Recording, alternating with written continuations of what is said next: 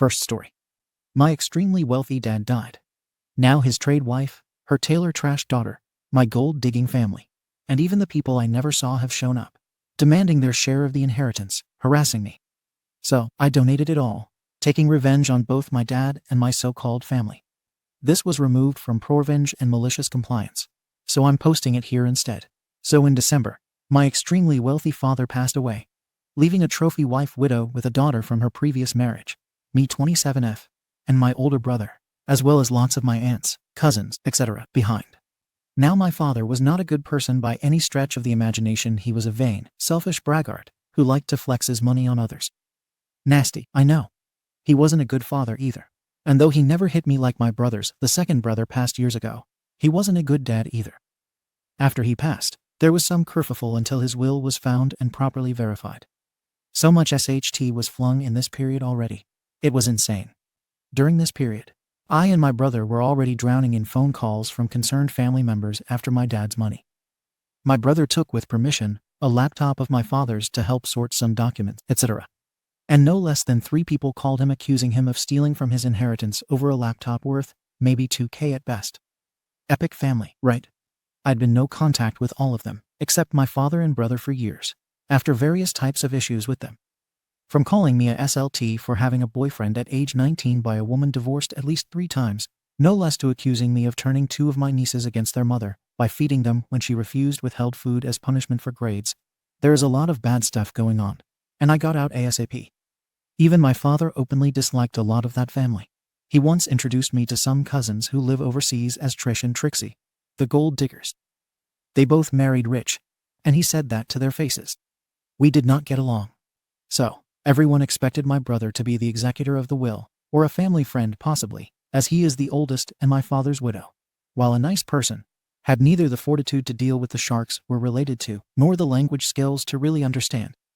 Yes, he actually imported himself a wife from Russia. He was that cliched. Anyway, to everyone's surprise, the named executor in charge of splitting the assets wasn't my brother. It was me. I'll spare you the legalese, as it was fairly complicated and had lots of clauses and conditions attached. But the idea is I get the final say on what a fair split is, and who gets what, except for the pre-allocated stuff, which is minor. Everyone was surprised as I'm the youngest and generally stayed far away from all the family drama. I think that may be why he picked me. Or it could have just been to F with the family. He did request a effing gun salute at his funeral, which was swiftly and resoundingly shut down by the funeral service, as it was illegal lol. Just to give you an idea of what sort of person he was. Anyway, as soon as it got out that I'm in charge of splitting assets, I was drowning in phone calls, letters, emails, Facebook requests, etc. You would not believe the number of family members that suddenly wanted to get back in touch with me and to find out how I've been doing, etc. Not one of them remembered treating me badly before either. Could you believe it? I must have been remembering wrong because it was so long ago and all that. Gaslighty pack. Really cringe, the lot of them. Now the will said that I was to split all remaining assets, as I saw fit, with a few specific amounts and assets allocated to my brother and my father's widow. The rules boil down to give everyone directly related, my aunts, my cousins, my uncles, something. Everything else is optional. As soon as the will was fully read, the calls and messages changed again, and suddenly my aunts and uncles, especially, were trying to tell me that they'd be happy to help me get a fair split, etc. They were essentially trying to tell me what to do, and wanted to tell me what would be fair since I obviously didn't know them anymore. But they knew who needed it the most. Spoiler. For each aunt-uncle, it was them plus their kids that needed it most. Surprising, right? This all got so complicated and so time-consuming I had to take time off work just to be able to deal with their sorry arses. I'm only just really getting back to my own work after weeks of this SHT. The main kicker was the widow's daughter. I struggle to view said widow as a stepmother because my father has been married many times, and they weren't married long at all. But I genuinely like her as a person. She grew up poor, had a more abusive husband than my father before him, and just generally struggled in life, and ended up a upstanding person despite that. She has always been a cleaning lady, and takes great pride in her job at a hotel, which she worked despite being married to money. I admire that. Her daughter, on the other hand, is one of those cringe, trying to look rich when she's poor AF types. We've all seen them. Chavs, if you're British. Trailer trash if you're American. Prolton if you're German. She started verbally abusing my brother in the process of sorting through my father's physical assets. and at multiple points told him he'd be lucky if he got anything at all from the stuff, as she didn't think he was a good enough son to deserve anything. She met my dad when she was 22, BTW, so no idea what sort of power trip she was on. My brother accepted this treatment. I did not, though I kept quiet. I think she thought it would be her mother doing the allocating, in which case things would have gone very differently. It took them months to tally up my father's assets. We got the final count of everything a month ago. That's how long it took lol. And when they gave me the list, I realized it was going to be more complicated than expected. I also realized that while I had quietly put up with my family's SHT, I really didn't have to. Nobody knew exactly what sort of amounts we were talking about. As while my father had made an incredible fortune through his work mostly legitimately, he was also a huge spender. And it was entirely possible he'd blown it all on some island in the Caribbean, or some SHT like that, some overseas properties, no islands. So I looked at the list. There were several properties on there, many of whom specific family members had already expressed their wish to have as their share. Yeah, because clearly my aunt was so attached to that holiday home in Italy she'd never even been to. That sort of stuff. I did listen to all of their requests, mostly for my amusement. I got a realtor I know to help me put them on the market at the lowest reasonable price, and most already have offers, at least 2 of which I accepted immediately. As soon as an uncle who's also in real estate figured this out, he went ballistic on me. How dare I sell family property? It's not. How dare I deny people their rightful inheritance? It's not. And why didn't I at least sell through him? Yes, he was that obvious. I hung up on him and continued. Next were his stocks, bonds, and investments. Guess what happened to them? That's right, sold. Cars. Sold except for 2. Bikes. Sold except for 1. 1 car for me, 1 car and bike for my brother. My father's best friend, a luxury car dealer, got my number from someone to complain I didn't sell through him. Dream on, mate. I continued to turn everything into cash that I could. Even sold some art and stuff that he had, as was my right, and is also fairly common to do as a strategy. Or so I've been told. Not all houses and stuff have sold. But I do have a preliminary total that I am to split between the family members. This is the fun part for me. The widow will get roughly 1/3 of the assets, as in my opinion, she deserves it for having married my father. My brother gets about 25%, which, quite frankly, is more than my father would have given him, as they weren't on great terms. He doesn't exactly know yet, and actually said he'd have been fine with just the car and bike, as long as he could stay out of the drama, bless him. He's always struggled near minimum wage, and been bad with money. He might waste the opportunity, but at least he'll get a real chance to improve his situation for once. Then come aunts and uncles. One aunt I used to like has passed away, so she's a moot point. The other one revealed herself to be very nasty and greedy in the last few weeks. What does she get? 10K, enough to give her no chance to contest, but an insulting amount off the millions we're talking about here. Also, a donation to a clinic for alcoholics in her name, which she is, worth another 5K. Uncle 1. Misogynistic prick beyond compare. He actually called me and offered to take over as the executor, so I wouldn't have to worry my pretty little head over it. Yup, that bad? What does he get? 10K plus a donation made to a woman's shelter in his name, for another 5K. Uncle 2 has kept out of most of this, and was on good terms with my father. He gets an actually reasonable sum with another 0 attached and quietly keeps out of the drama. He's done nothing wrong, so I won't punish him at all. He is possibly the only one who hasn't badgered me in all this. Cousins with kids get 1K per kid more than those without. The base cousin amount will be 5K, plus a 5K donation for a suitable cause. The cousin who abused her kids. Donation to domestic violence org. The racist cousins, yes, plural. Donations to various international relief organizations, and maybe a few local refugee help services. So on, so forth. Each cousin gets a suitable donation in their name to a cause. The policeman gets one to a group investigating police violence. That one was my brother's idea, and I love it. There are about 10 of them, plus their kids, who get nothing specifically, as they're no longer mentioned explicitly in the will. My favorite part is the widow's daughter, the one who got so nasty with my brother. Remember her? Yeah, well, somehow she got the idea that she is my sister. She is not. My father never legally adopted her, or accepted her as his child or anything legally binding. So she's just nobody. Which means she gets absolutely F all. Not so much as a footnote anywhere, because as far as the inheritance goes, she doesn't exist. Now I happen to know that she's already bought herself some LV bags in lieu of her soon-to-be windfall. She works security in a mall. Minimum wage, I believe. I didn't tell her myself, just had a notary send her a letter informing her that she was not in consideration, and would she therefore please keep her nose out of the business of the legal heirs, legalese for back off my brother, I am sad I didn't get to see the reactions there because the girl has a temper, and I would have loved to see her read that letter. The letters for aunts and uncles, etc. aren't in the post yet, but I'm so excited for when they get them. I ran all of this past several lawyers, notaries, and even my financial advisor just in case. They all helped me make sure that what I was doing was above board, I wasn't breaking any rules, etc., and that it wouldn't be easy to contest. The remaining money? Well, I'll keep some for myself, obviously, but I plan to donate the majority of what's left.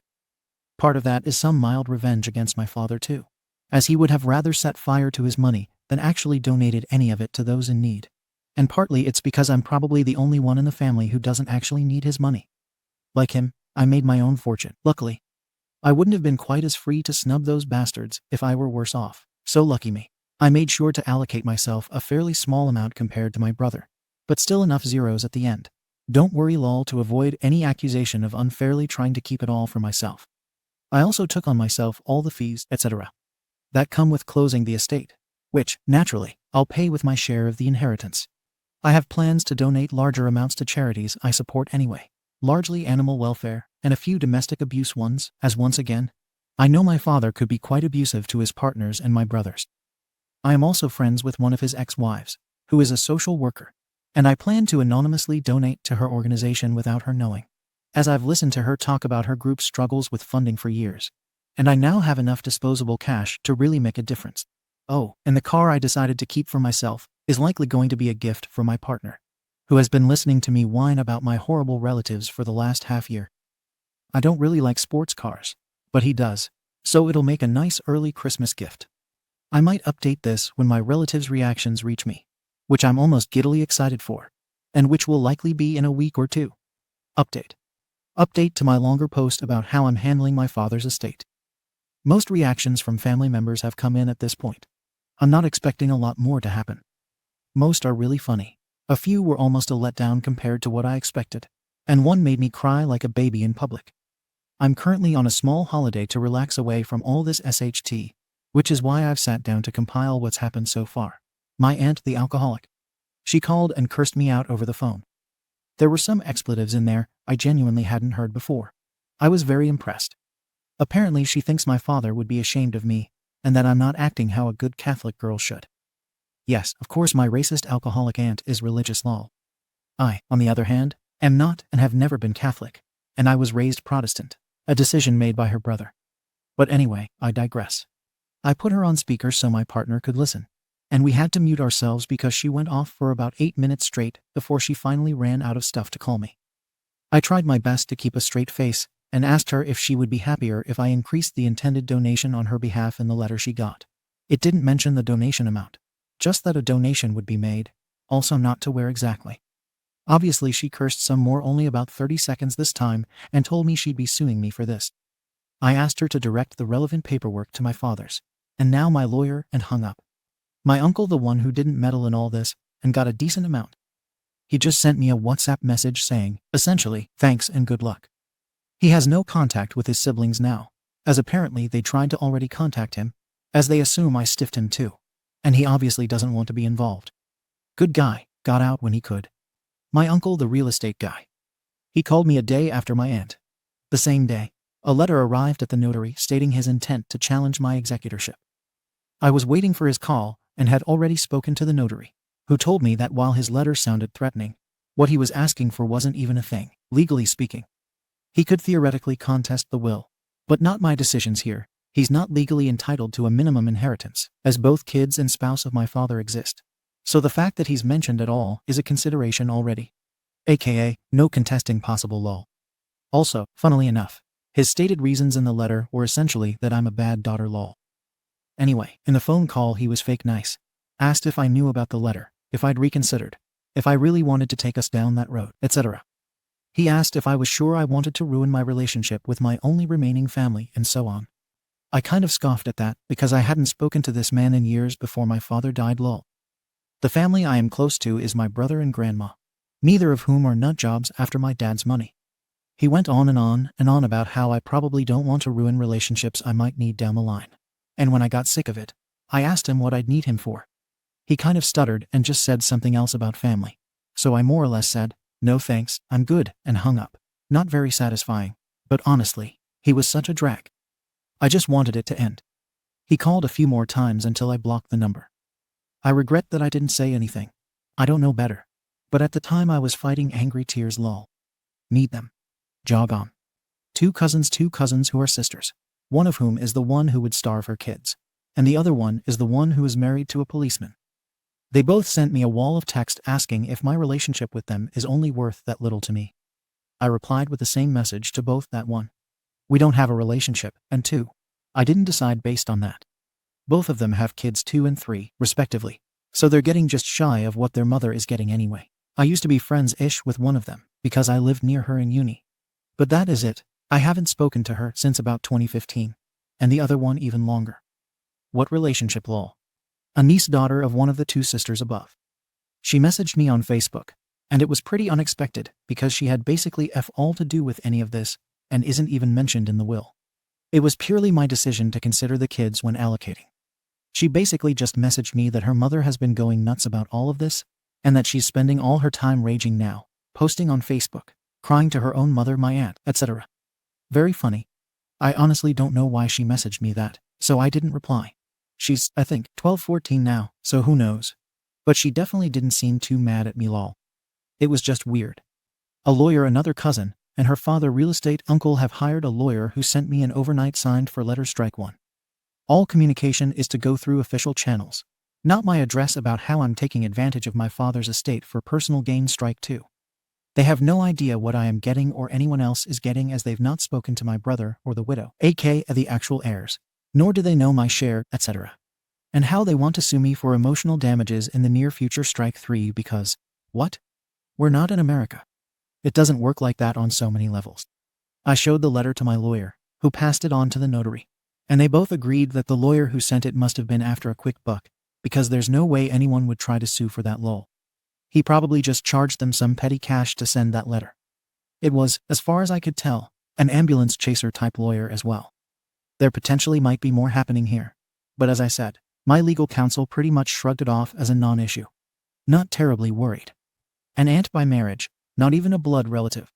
She didn't contact me directly, but I found out that I'm apparently Facebook friends with her, as she's been non-stop posting those cringy cursive writing on grainy flower picture posts about how nothing lasts forever and betrayal in the family, blah blah blah. We've all seen that sort of stuff from middle-aged relative, I think. In her case, we are talking about 3-5 posts a day, and so many of them are GIF animations that sparkle, lol. I'm 1-2 more posts off just deleting her altogether. Not a big deal, just a bit funny. The widow, she received the letter as well, personally handed over by the notary rather than mailed, as she had to go in for some signatures anyway. She didn't bring her daughter, yay. But instead said her daughter's SHTTY husband Blurg explained to her what the letter was saying, and she accepted it without question. She read through the list of assets, their value, and my decision, and I was told she said that she was satisfied with that, and that it was certainly more than she would have needed. Douchenozzle's son-in-law did ask the notary about legal recourse, but he more or less went, "Who are you? You don't even go here," and threw him out. FYI, the widow signed her acceptance of her share already, so there is now no disputing that, even if the daughter somehow convinced her. Very low drama and low conflict here, which I appreciate. And I can promise you all she will be more than taken care of as long as she doesn't develop a 10K a day coke habit, a phrase I saw in a ProRevenge post that I love, lol. My partner, I mentioned to him in passing, he'll have to figure out where to park our second car, now as we don't have space. And he did not get it, Elmao, bless his idiot heart. He knows I didn't sell a couple of the cars, and I think he didn't even realize which ones I kept, haha. It'll be another month or so before we can legally take care of all the paperwork, etc. And the cars actually change hands. So I guess I'll just sign for all of that, and then hand him the keys when it's a done deal, like in one of those cringe TikToks, haha. And no, I'm not filming it. I don't actually have TikTok. Oh, and for those who were wondering, the car I kept for him is a gray blue R8 Spider that I hate already. I don't like sports cars, but my partner has previously fanboyed over it. My brother is getting a Beamer and my dad's favorite Suzuki bike, both of which he can actually use because his current car is garbage.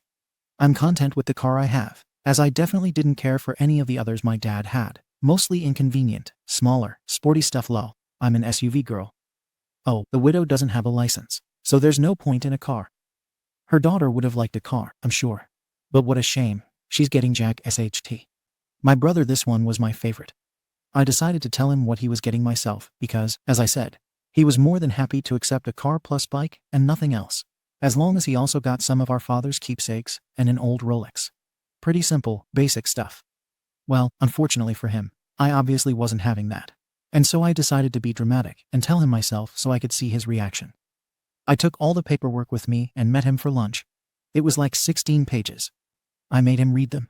And I swear he nearly fell asleep several times throughout. He's not good at legalese. Or reading long, boring texts not to do with his job. Anyway, he gets to the last 3 pages, which list assets. And this idiot thought what it said on there was the total of the inheritance. I totally get the sticker shock of it, TBH. It's quite a long sequence of numbers, haha. He dead-arse thought that he was seeing a full list of what I was splitting between everyone, rather than his share. I don't drink alcohol, but at this point I was considering a shot of vodka or 3 because, bro, TF. I wanted him to be excited, and he was just not getting it. I was sitting there, excited as F for his reaction, and there was just nothing lol. So I had to tell him very gently that he was looking at his part of it only. I asked what he thought, and he was reading through it again properly this time lol, and bless him. He asked if I was sure, and then told me that was more money than he thought he'd ever have. He's not very emotional or anything, so he didn't really visibly react, but he just sort of held my hand, and I burst into tears at the table like a baby. I mean, a waitress brought me some tissues. That's how bad it was. I literally didn't cry this hard when I found out our father had died. We just sat there for ages, me crying and him staring at the papers. It was honestly 1,000 times better than when I finalized my plan for what I was going to do with it all. At that point, it was just a revenge boner. But holy SHT, if I could do it again, it would be all about that moment with my brother.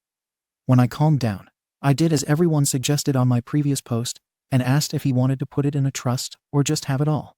He thought about it for a bit, and I explained what it would mean, and he said he thinks he'll want a split. So a really decent monthly trust amount and an equally decent I will waste this cash fund. The first thing he said he wants to do is go on holiday for a month to Buenos Aires, which is random as F, but hey. He accepted my offer to talk to my financial advisor, who will help him make the actual decision, so he'll end up with some FU money and some hey, my future is safe money. Win-win. As I said before, I want to stay out of his decisions there. I'm not his mother, and it's his money to waste or not. It did sound like he was going to be smart, though, so he's definitely learned from past mistakes. To be honest, I'm not fully sure he has emotionally accepted it yet, haha. He did ask about the widow's share, as throughout this he and she have had several conflicts I mostly chose to stay out of. But he didn't seem terribly bothered. She was getting more. I don't think he begrudges her a reward for being married to our father either. So that's the gist of it. Sorry, it wasn't more dramatic. But nobody broke into my house or defaced my car or anything lol. Just letters, insults, and phone calls. And one of the best moments of my life with my brother. Second story. I beat the SHT out of my bully after the school brushed off my suffering because my bully's parents were wealthy. Then, the principal tried to rusticate me. But my dad, with silver bowls, gave the principal a reality check and got him fired. Let me start by saying I'm not proud of what I did. But I also don't regret it. When you've been bullied for almost 5 years, something inside you just breaks. It happened to me in 2018, when I was in 10th grade. I was attending a private Christian school, emphasis on the quotation marks, because there was nothing Christian about the way they handled things. The school catered to money. If your parents donated tens of thousands of dollars a year, you could basically get away with anything. It didn't matter how many kids you hurt, how many people you tormented. If you had money behind you, you were untouchable. And my bully, let's call him Jason, was one of those kids. His parents were loaded. They donated nearly $40,000 a year to the school, and that made him royalty. Teachers let him do whatever he wanted. Principals turned a blind eye. And the other kids who wanted to be in his circle, they followed his lead, laughed at his jokes, and joined in on the torment. Jason had been making my life hell since middle school. No one ever did anything. By 10th grade, I had learned to keep my head down. Avoid him when possible. Don't react. But that only made me more of a target. Then came the incident. It was a normal school day. I was grabbing something from my locker when I heard him behind me. I barely had time to react before my face smashed into the cold metal. Pain exploded through my nose. Warm blood trickled down onto my shirt. I stumbled back, dazed, hearing his laughter and the laughter of his friends. I didn't say anything. I just turned and walked towards the nurse's office, holding my nose. The nurse barely looked at me before handing me some tissues and telling me to be more careful. That was it. No concern, no questions, just a dismissive comment like I'd tripped over my own feet, instead of having my face slammed into a locker. I remember staring at her, trying to process the sheer absurdity of it. Frustrated, I left and went straight to the principal's office. I wasn't expecting much, but I still had some hope. Instead, I got the biggest slap in the face of all. The principal didn't even look surprised when I told him what happened. He just sighed, like I was inconveniencing him. Then, with this carefully measured tone, he explained that Jason's parents were major donors to the school, and taking disciplinary action could be complicated. I remember sitting there, still holding a tissue to my bleeding nose, when he suddenly switched tactics. He said they understood how I felt, and they wanted to offer me a solution, $1,500, if I was willing to let this go. I stared at him, stunned. They were bribing me to shut up, to let Jason get away with it. Again, I didn't say a word. I just reached into my pocket, subtly pressed the record button on my phone, and let him keep talking. He went on about how conflicts like this didn't always need to be blown out of proportion, and how the school preferred other methods of resolution. That's how he framed it, like they were doing me a favor. I walked out of there without another word. I didn't go back to class. I went straight home, straight to my dad. My dad is a police officer. When I played the recording for him, his face turned to stone. He was silent for a long time, listening to every word. Then, finally, he looked at me and told me to handle it. I'd never seen my dad so angry before. And a few days later, Jason made the biggest mistake of his life. I was at my locker again, just like before. I heard the footsteps, the laughter. And then I felt the hand on the back of my head. He was trying to slam my face into the locker again. But this time, I was ready. Before he could push me forward, I grabbed his wrist with one hand and twisted around, using my other hand to grab him by the collar. Then I slammed him to the ground. Hard. For the first time in 5 years, Jason wasn't the one laughing. He tried to scramble up, but I was already on him. My fists rained down 1, 2, 3, 4, pure, unfiltered rage pouring out of me with every punch. I don't remember thinking. I just remember the years of torment. The times he humiliated me. The times he made me feel worthless. And I kept swinging. It wasn't until teachers rushed in and pulled me off him that I realized what I'd done. Jason wasn't moving. Blood trickled from his nose, his lip, and the side of his head. He was unconscious. The teachers dragged me to the office, still breathing hard, knuckles burning. The principal was already there, waiting for me. He looked furious. He didn't ask if I was okay. He didn't ask what happened. Instead, he jumped straight to the point. What the hell had I just done? He sounded almost personally offended, like I'd betrayed some unspoken agreement. They had given me a deal, after all. They had paid me. That was when they called my dad. The moment he walked into the office, they tried to spin the story. They claimed I had randomly attacked Jason in the hallway, completely unprovoked. But my dad wasn't an idiot. He let them talk, and then, without a word, pulled out his phone and played the recording. The entire room fell silent. Then, in a low, dangerous voice, my dad asked them to explain why they thought it was okay to let a kid get bullied for years, just because his parents had money.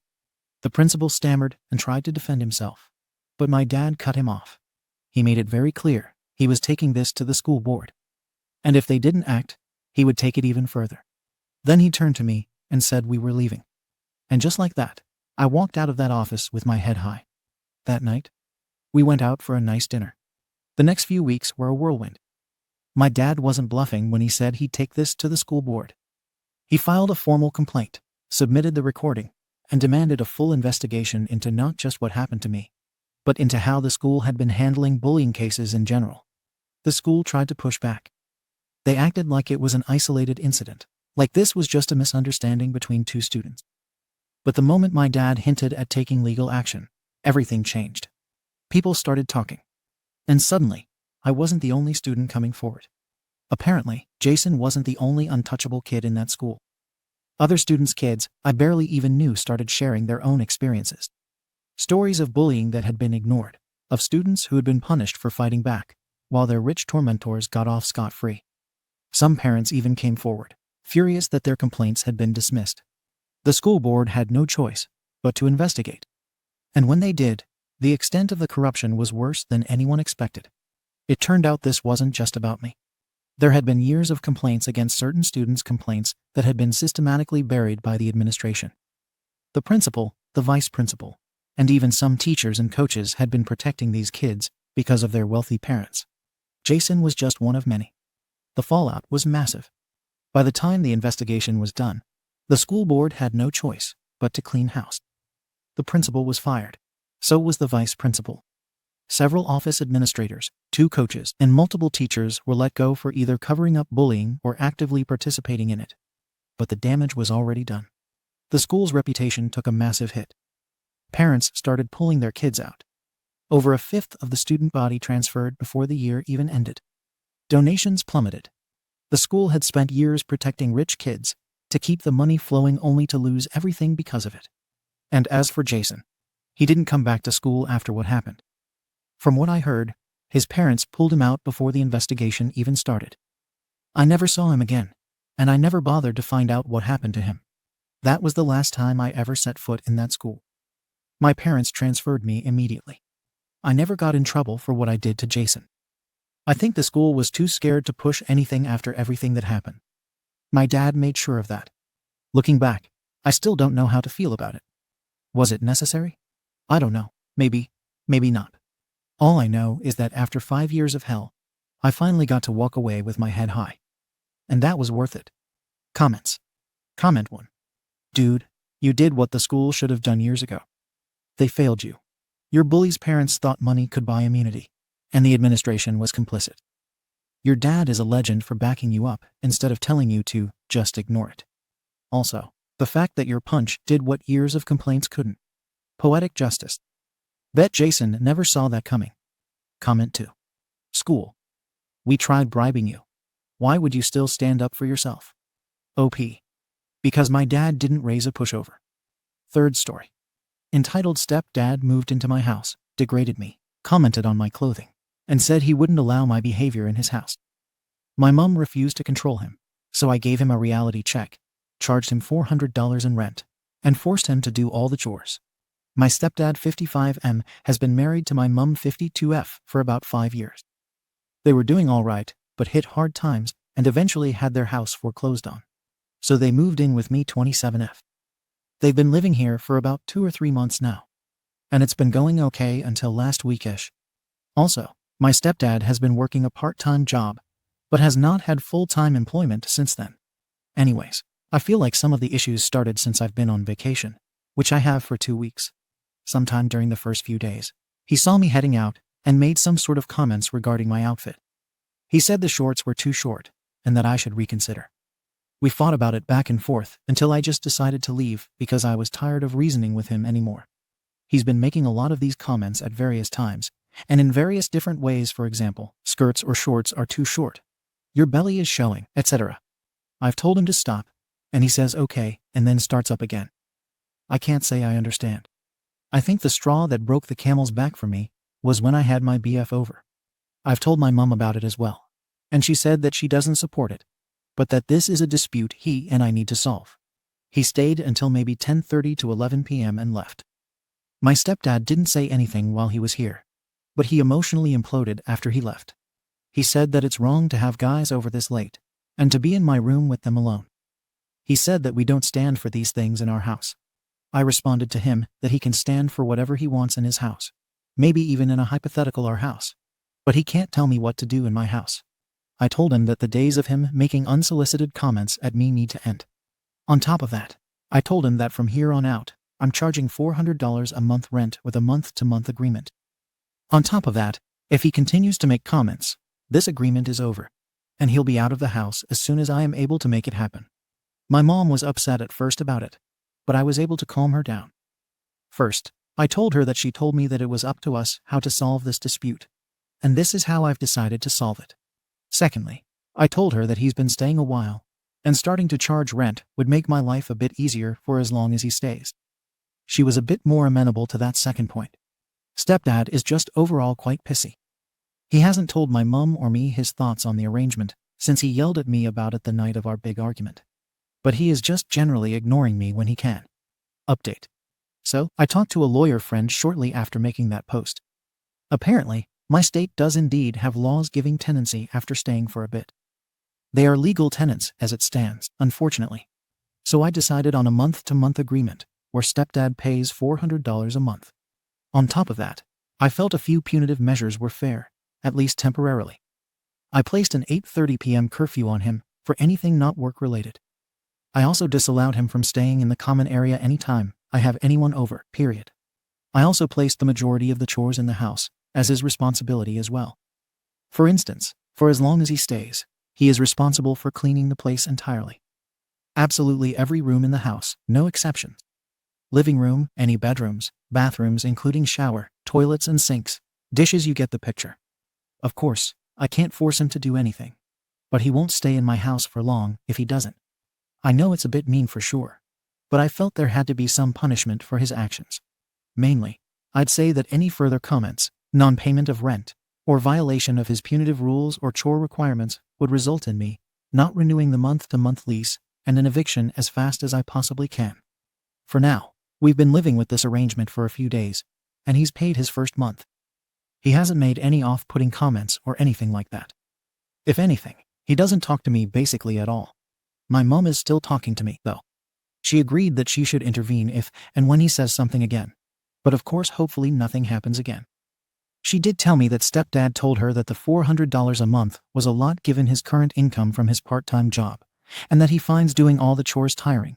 But I told her it was final there and no. Also, my BF has been able to come over when he wants to without me being troubled for it. He already never bothered my BF directly. But now he kind of just cold shoulders him and me both. My BF doesn't care and finds it amusing, though, so it's fine. Thank you for watching the video. If you are interested in listening to these kinds of stories, we've got more in store for you. Simply subscribe to our channel, hit the like button, and share it with your friends.